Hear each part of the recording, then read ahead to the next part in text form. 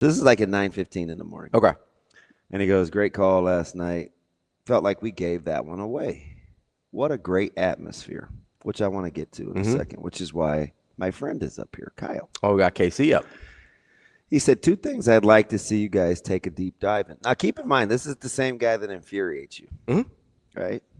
And he makes me mad, too. I'm not even going to cap. Like, he doesn't drive me up the wall with some of his snark. But, again, that is kind of just him. Anywho, he says, two things I would like to see you guys take a deep dive this week. We seem to struggle to extend leads.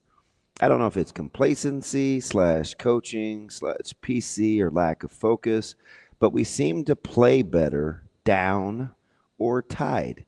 The number of times we have a lead that instead of building on, we give it up in both halves we've had, especially when we have chances to go up 2 scores. Is that a part of learning to win? If so, at some point, I want to see them do it. Number 2, run defense. Is it scheme? Is it personnel? Is it effort? Like, that's legit. Those are real questions. I want to talk about both of them. And that's what I would invest in. Yeah, that's a type of those are questions. This is something that I would invest in. Because that's somebody that sounds like they want to learn. Yep. So I'm always going to ride with those people. I can appreciate that. I just am. Yeah. So, because I'm not always going to be right, but I am. But one thing I do want to do is have open dialogue. And you'll be well informed whether you're right or not. 100%. Like, that's always like that is a deep. Otherwise, staple. I'm just. Yeah, otherwise, you're just not going to say anything. Yeah, I'm gonna eat it. Be like, or say, well, I don't know. Exactly. Yeah, like, which I appreciate, right? Because I don't know. I don't know enough. Man. Too many people don't know, and they act like they do, and that's where we start to get. But I am a little surprised that, and sometimes, and I get it, man. Because I have 2 buddies that are like this. Because there's 2 guys in particular that they like to listen to, and I don't. I mean, you're a grown up, right? You can do what you want to do. Listen to whoever you want to. But I do implore people. You've heard me go on a rant about if people get information from you, and you are an informational source, you have an obligation. I feel like it is your fiduciary responsibility to at least somewhat know what you're talking about. At least try. And if you don't, just say it's my opinion. But when we do like sweeping generalizations or these narratives and people glob onto them, they don't have enough information. And I'm not saying, because what those people would say to me is they'd be like, man, DB, like, you think this way and I think this way. And I'm like, okay, that's fair. But when you say this, what does this mean? Because I think I can disprove this, even though it's your opinion. Sure. I think I can disprove this. By showing that maybe it's not a well-informed opinion. But who wants to be around the Richard Head friend that is like, well, actually. Why'd you say, you know what I mean? Yeah, like, I get it. So I just have to let it go. You don't have it's to. Not my, no, I do. I don't want that kind of relationship. That's fair. That's fair. I just don't. But what happens is people will regurgitate it, and then we have to have those conversations. They regurgitate it and I as was fact. like, that's the problem. Who said that? Yeah, you know what I mean? There's a lot of things I said. Who said that too, over the last weekend or so? I don't know. I'd like to get into. Jada, she doesn't say boo about anything unless she's mad. And I didn't see it. And my man Eric, like, even she was mad, and she's around other parents. Yeah. I'm not there. Yeah. She's around other parents, but like, what was her? He sent it to me. Now I got to find it because I didn't see it real time. Which part? He said the other half of your household was pretty pissed. Apparently she's fed up. Now, I didn't have any idea. And so he sent me this. And this is not even anything she does. She goes, I don't say much often on Twitter, but the amount of Nebraska fans, and she dropped it in air quotes, and the hate on Nebraska is unreal to me. This week has said a lot about people's true colors. Structured criticism is one thing. Now, this is different. This is her, not like this is how she is. Being a jerk is another. And I'm like, what is going on? Yeah. Well, what'd you ask me when you walked in here today? The retort. Oh, like when I first came through? Yeah. after I said, does it seem like it's a little more angry and toxic than normal or not? Yeah, I think it does. Like that's how it feels. Yeah, that's the sense that I get. But I took a day off of social media. It's probably for the best. There's a lot going on. I can't wait to hear what some of this is. There's a lot going on. Does that make sense? No, I agree. I think I don't have a good reason why. I mean, I could make the argument that just like as a society, we're a little bit more angry and toxic than we've been in a while. So maybe that's part of it. And it just spills over to sports, which wasn't the case. But I don't know how anybody watched that game. I really don't. I'm not trying to be like, and again, before you go, because I'm just going to lay out for you. Can I read this from Steve? Absolutely. I think this is how I like to function. Yeah. Right? This is how I read paper. This is how I used to consume information. I'm friends with people that have written bad things about me. Like, it's fine, right? Steve says, listening to only the opinions that fit your own narrative is what we are about as a nation, not just a fan. Being willing to hear opposite or just other views on any topic is the only way we can learn and grow. Does that sound familiar? Absolutely. You used to get mad at me for that, philosoph. But I rock with it. I get mad because I think you take it too far. But yes. You think I take it too far? I think you are willing to listen to people that you know don't have your best interest at heart, and that's where I draw lines. Anywho, that's where this is not just a sports take. Steve, that's going to get a like. That's going to get a retweet. Yeah, I think he's 100% correct. That's what I mean by we're a more toxic just society than we used to be. Okay. Right? And because I don't know how you can watch that game. And listen, I understand being frustrated with a lot of things. I do. I don't understand how you can watch that game and take away some of the narratives that I've heard fans, other media members, whoever talk about. I mean, there were some, and listen, I get that I am probably one of the more like fan-y type media people out there. Right. Fan-y. Like I project myself as a fan a lot, like because I care about the program. You're always going to take a back seat to my guy, Jack Mitchell. Fair. Yeah, fair. Who, by the way, sent me one of the greatest texts ever. He said a mouthful without saying anything. Yeah. Jack, you get a hug. Like, I think people. I gave him a heart emoji. Is that weird? No, I do the heart emoji all the time. Yeah. Because I feel like the thumb up, for whatever, the thumbs up feels passive aggressive to me. Yeah, I'm not. So I do that when I want to make people mad. Yeah, like I feel like the thumbs up is passive aggressive. So if I actually like something, I heart it. I'm not. Yeah. So I think I'm either only. We won't get into that. I only use a few emojis. But I sit here and I go, okay, I don't know how you can watch that game. And I get being frustrated in the moment. I really do. Like, it's not like I sat there and enjoyed watching King Miller go for 8 or 9 a carry. Like, that sucks to watch. I get that. But at the end of the day, I don't know how you sit there and go, oh, the defense wasn't good enough. Or, like, I sit there and, okay, because there's a lot of narratives, and we're going to check them off one by one on the ones I don't understand. Because, number one, I don't understand how you can watch that and be mad at the defense, right? Does it suck to watch a team run the way USC did? Absolutely. Is that also a USC team that averages twice that many points per game and over 200 more yards per game than that? Absolutely. Is that a USC team that even in conference, if you want to be like, oh, let's take away the garbage teams that everybody plays, by the way, but let's take away the garbage teams and say, hey, they still average 12 points per game less, or they still average 12 points per game more than they had against Nebraska? Yeah, that's also true. Is this only the second time this season they've been held under 400 yards of total offense? Yeah, that's also true. Was the other defense Notre Dame that we universally think is pretty good? Yeah, that's also true. Has Lincoln Riley been only held to 21 points or fewer 6 times in the 4 years he's been at USC? Yeah, that's also true. So maybe the defense wasn't the problem. Maybe, right? So I don't know how you watch that game and see 337 yards of total offense, 21 points, for a team that is literally I think literally the best offense in the country, and say, defense was the problem, right? I get we don't like how it feels in the moment, right? Defense wasn't the problem. I don't know how you can watch that game, and at the very beginning of the third quarter, by the way, we're talking 13 minutes left in the third quarter. Is that almost all of it? Yes, it is. 13 minutes left in the first quarter. Your starting quarterback goes down. That's half the game. Nebraska was up 14-6 at that point. Do you think not having your starting quarterback might matter for an entire half of a game where you only score 3 points the rest of the way? Yeah, I think it might. That seems like a problem. I don't know how you can sit there and say, oh, Nebraska. Listen, were there coaching decisions I didn't love? Absolutely. I thought Lance brought up a great point about maybe getting a little conservative when Nebraska's up.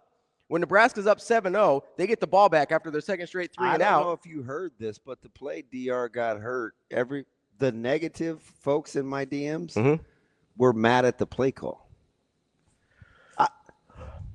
We'll get to play calls. Because there's one sequence that jumps out at me that needs probably a wrist slap. Yeah, so I think there were two that I didn't love. Okay, well, hold it. Go ahead, do your thing. But this isn't to say that the coaching is 100% perfect. But I don't know how you can watch that game and sit there and think anything other than Nebraska lost because their starting quarterback and left tackle got hurt on back-to-back plays.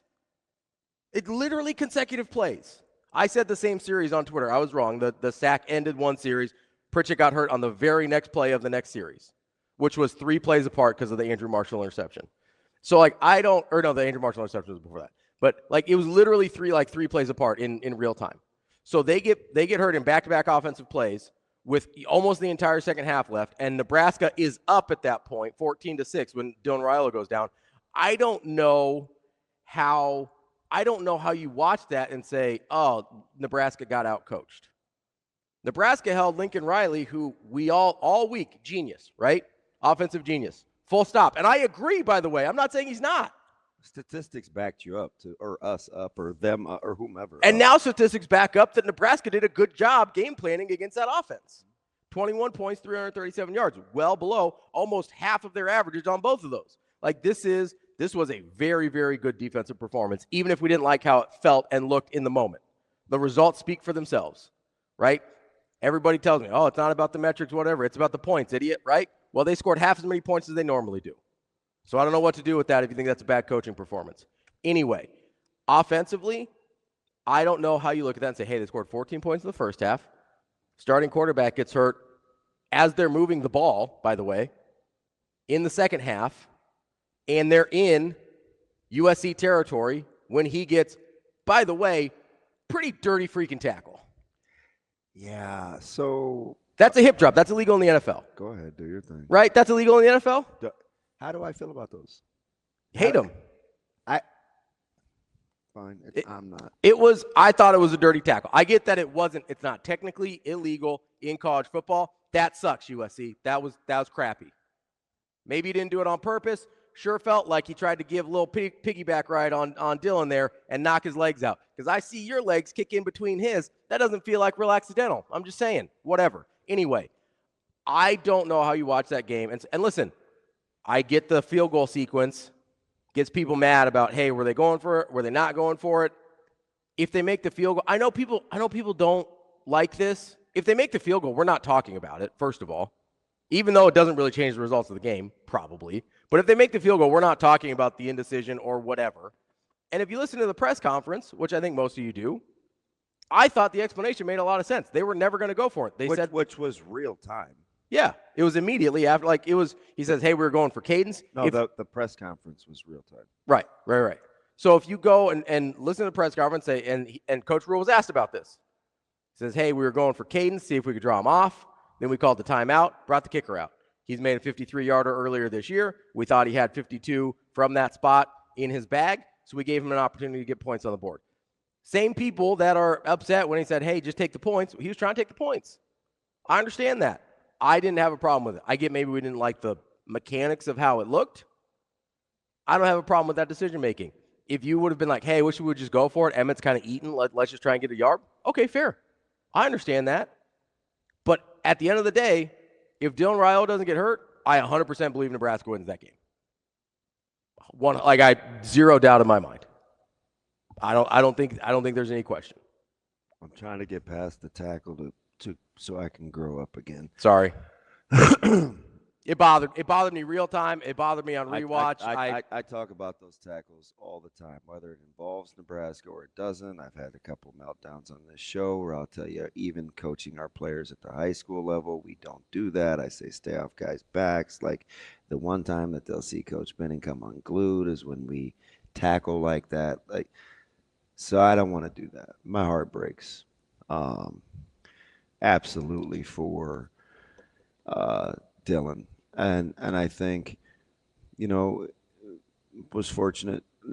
Unfortunately, a couple screenshots and stuff get shared from coaches and what people think about decisions real time and about Dylan's character real time and could he really play and didn't want to play and all this type of stuff. And real time when Coach Rhule was giving the press conference about, hey, I felt like I had to protect him. Like I didn't think he could defend himself. Mm-hmm. And I mean, you want to talk full stop. I was so bothered by the tackle Mm-hmm.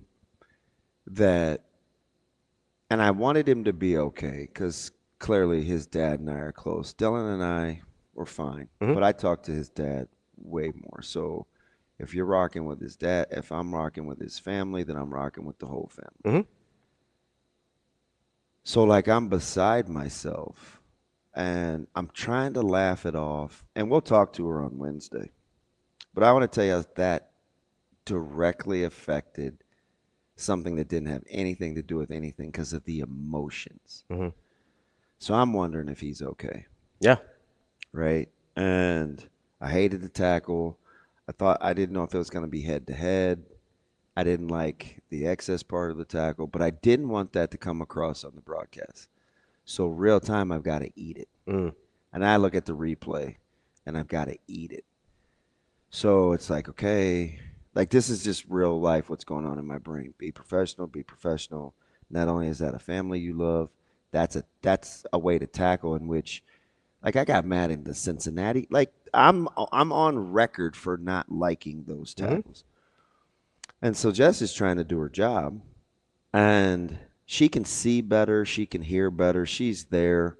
So there's a stretch where they're getting ready to take the field, and I can see Dylan trying to warm up. Mm-hmm. In my head, I'm like, "Come on, kid! Like, come on, kid! Like, just a sprain. Come on, kid!" And she's like, "He's going in. No, he's not." She's just trying to walk us Mm-hmm. through what she's actually saying. Yeah. I'm like, "Oh my gosh, is he going in or not? Like, help me out here. Help me out." I thought I laughed, maybe I didn't. Apparently, it wasn't funny to her. Like, she's like, "Hey, I'm just trying to keep you in the loop." I was like, "Hey, I was joking." Mm-hmm. So even though I knew my heart, Sure. I was mad Yeah, it's a stressful situation. that that was her response to Yeah. me. Because when I tried to ask, well, anyway, it just didn't go well, Mm-hmm. right? And I'm like, I looked at Casey. Casey to Ben, he was like, and he said it on air, which really helped. Mm-hmm. He goes, "Hey, it's stressful time." Like he just, I mean, in a pinch, like he rallied, Mm-hmm. and I was, Yeah, you can ride with that. yeah, Yeah. because it provided clarity for what the moment was, right? And you could recalibrate. And so when he's when people have all these sweeping judgments, and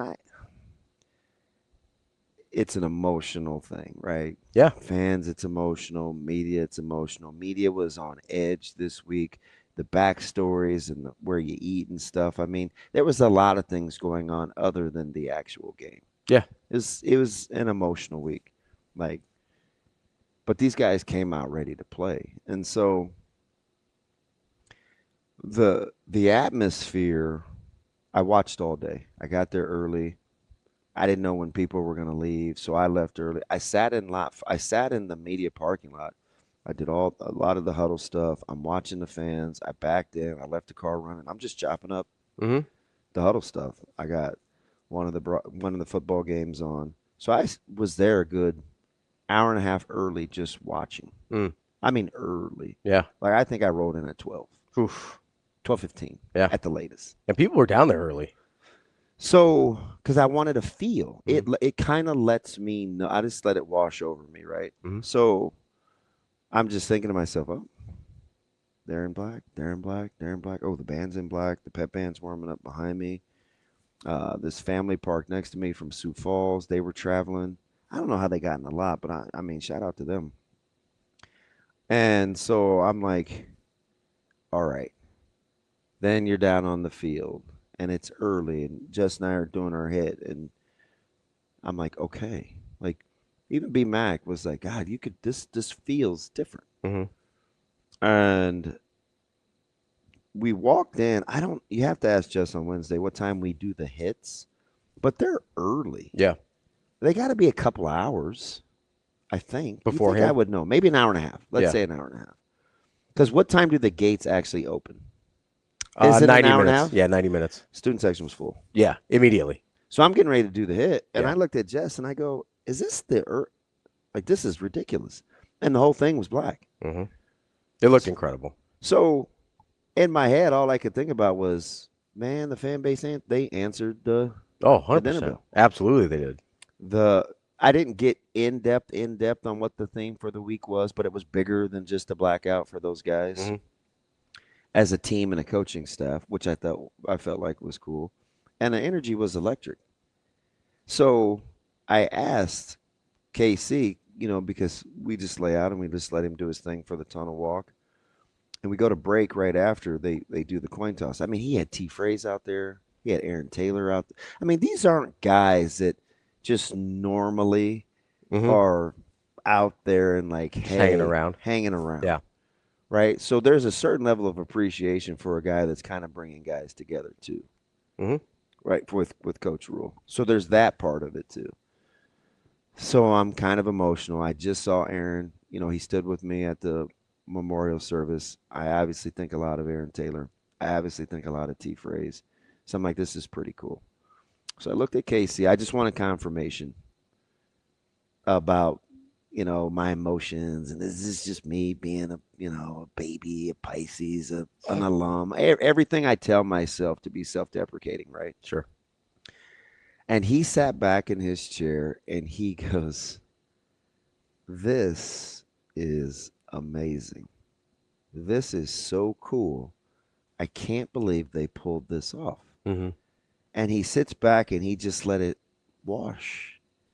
This is an objective guy. He's not even a fan yet. Mm-hmm. Right? But just to watch him, and it's not his style. He's kind of tough and he's very direct and particular. And to allow himself to just enjoy the environment was so cool. So I say all that to say, why, for the first time in a long time, did I get off of social media? I almost never do. It's whatever, man. I read a lot of good things. You compartmentalize pretty well. Yeah. Yeah. Better than I do. But I just knew what the moment meant for a lot of people. Yeah. And it was good for an objective, soon to be converted third party. Yeah. It was good for me. It was good for the fan base. It was good for some of the former guys that can't get out of their own way about gimmicks and stunts and publicity things and just playing ball, because they played ball, right? I loved the black, but B Mac was like, do you like the uniform style? And I was like, nah, to be honest, I kind of don't. The fat white numbers is kind of jailbirdy, but I love the black, right? Yeah. But I told him, I was like, yeah. I said, if we're rocking, I'm rocking. I said, plus I can read the numbers. Now, will you fix my binoculars? So I gave him the binoculars. I swear to goodness, I gave him the binoculars. And he goes, how do these get so out of whack from the last time that I fixed them to when you give them back to me? I was like, don't be mad, man. Just help me out, right? That's probably my fault. Yeah. That was horrible. I could see fine out of him. I mean, that was absolutely. So the whole emotion things, and after the game, and just like the anger, I'm like, we missed the mark. Yeah. And I had to put the phone down or social media down. I had a guy say this to me. He's not saying it to me, so I'm not being, I can't, my cut's so bad I can't even unlock my phone. Stupid thing. By the way, did you like the way the field looked? The field was outstanding. And I'm kind of just line up and play it guy. Mm-hmm. So for me to like it, it was truly pretty cool. But so this is the one where I was like, okay, this is just not gonna be a good weekend, because my man truly doesn't get it, and it can't always be about the individual. My man goes, this was in response. So he waited till the loss, which bugged me. right? Like he didn't say anything real time when I sent it. Mm-hmm. And why it's not pulling up now? It's um I tweeted out the picture and it just said for perspective. And he comes back with we deserve better. I'm guessing by we he means the fans. Sure. Fans want to win more than the players or coaches do every freaking year. And I just was like,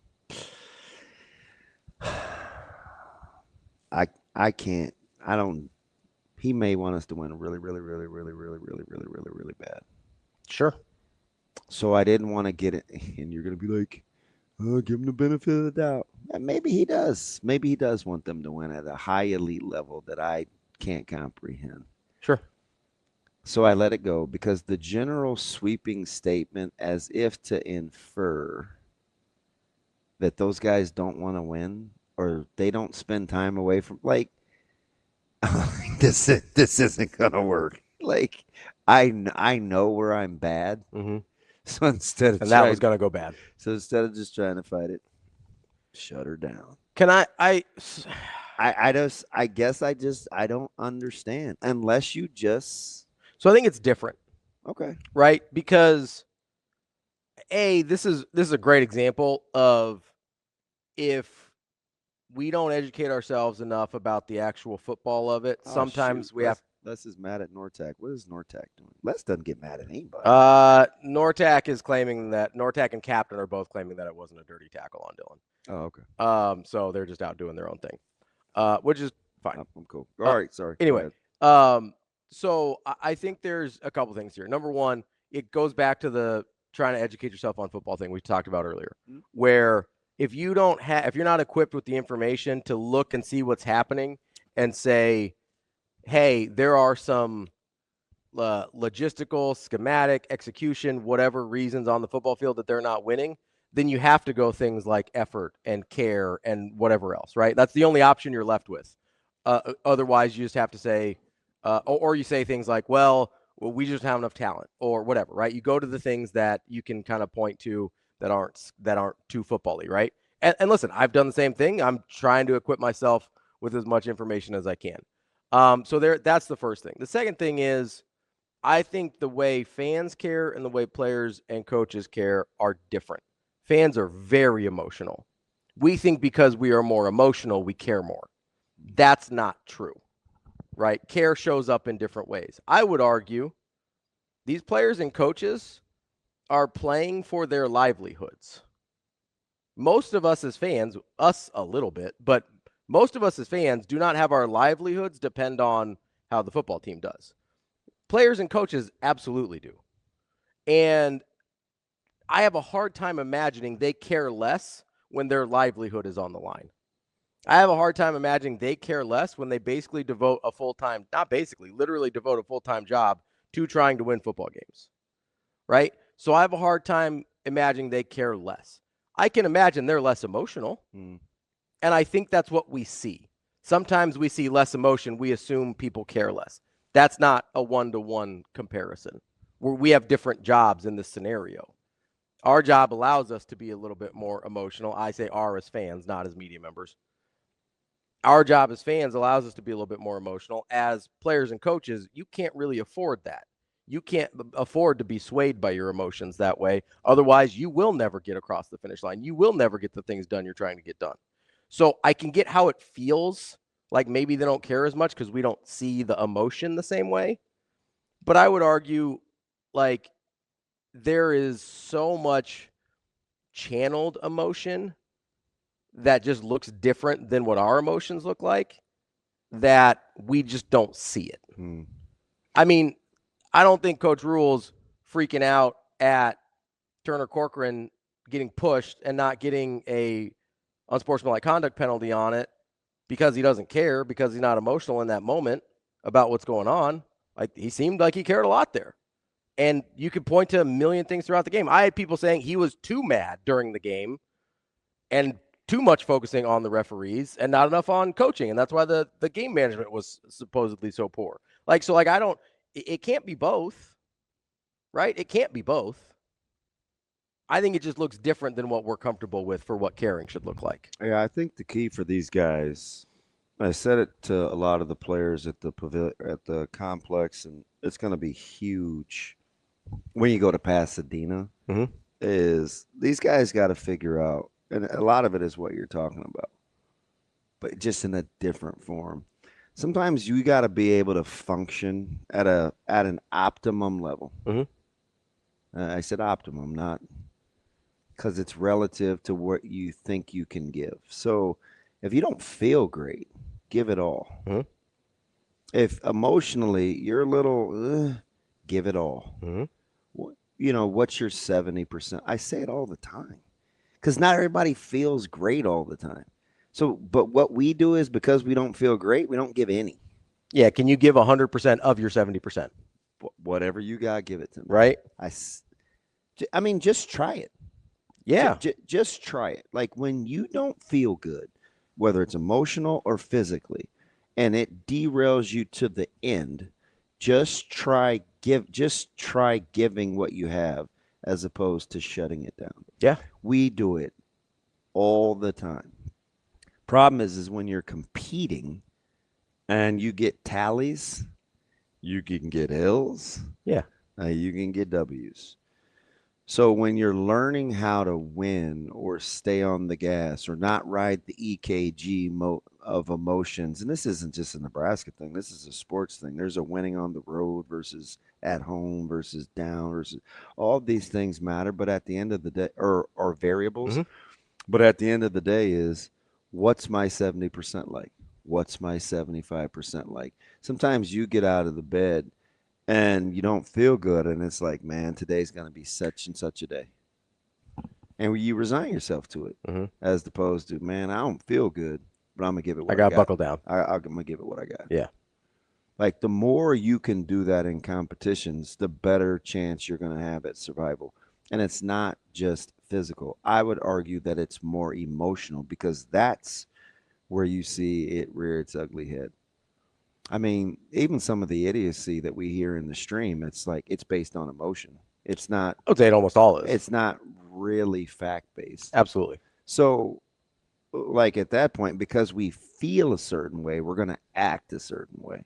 Yeah. And at I mean, everybody, we all, listen. I know. No, you're right. I mean, you're right. So I think to catch it in the moment is crazy. The game is fascinating because I was walking to, I might have been talking to Ryan because his tailgate, he and Luke, which is elaborate, by the way, they had warmers and a television, and it was incredible.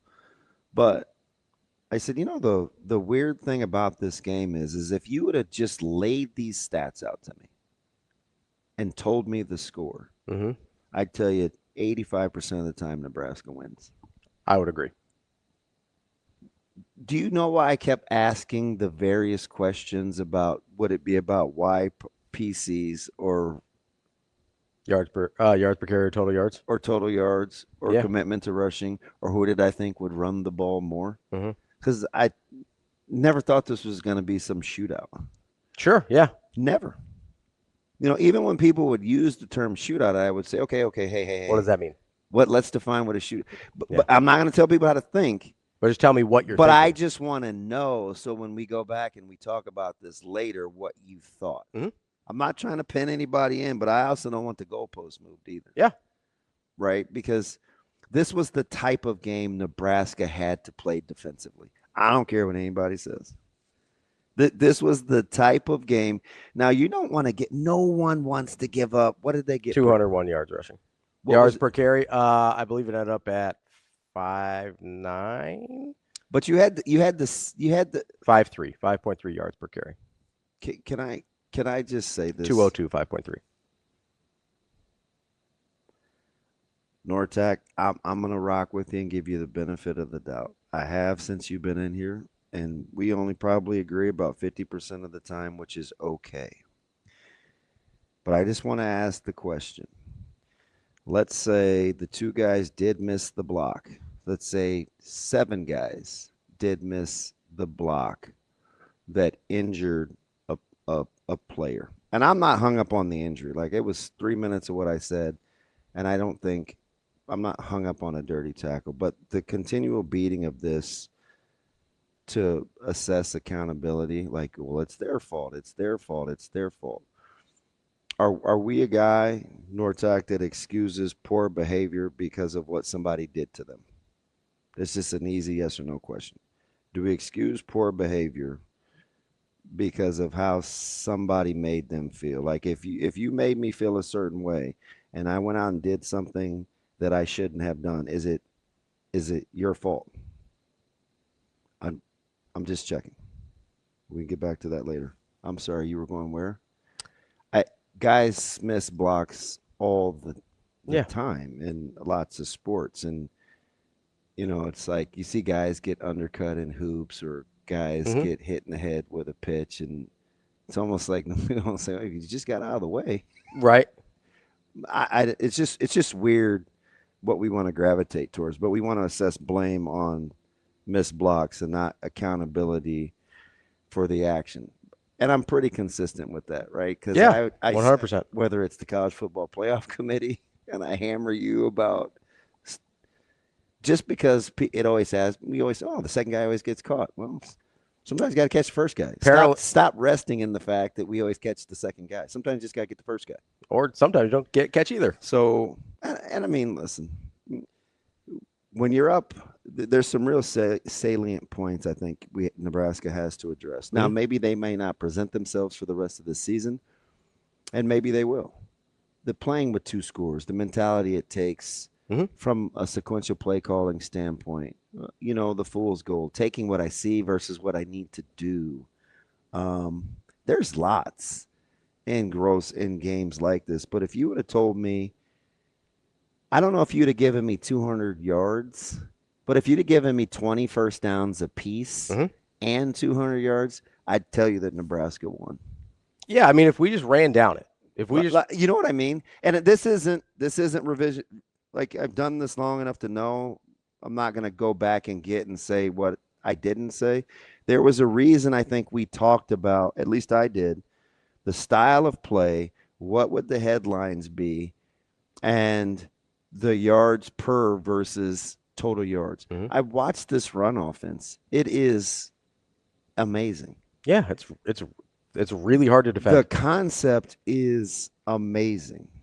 And it's very – now, why doesn't everybody do it? They try, but you have to have all the pieces at the same time. And you have to know how to get those guys to execute it in a way. Like, this goes back to my Danny. If we wanted to take a fine, or what would happen to us, Shane, if we – well, I should ask you because we're the ones that got our wrist slapped. What would happen if we ran two plays, the quarterback run plays by Maiyava, versus the rest of what SC was doing on the ground, and we showed that? Would we get in trouble? Yes. Bad? Yeah. Oh. What we might be able to do – let me check with this. We might be able to do it. Because I just think the anxiety and the angst that the fans have. Yeah. And it's not just fans. Just in general. It could be media. It could be whomever. On the scheme versus what you have to do. Like, clearly in plays like that, there are quarterback players. Or that's not quarterback. They're inside, outside run fitters. I'm an inside guy. I'm an outside guy. We like to say, hey, we always want 5 on dive. All that means is we want anything that hits between the tackles. We want 5. We want 5 guys there. The cavalry will come, but at the initial point of attack, we want 5 on dive. Then there's the other little rules we have, and everybody's different about exchange responsibility. I like to say, hey, belly to, I got Q, right? If his belly is to me, I've got Q, right?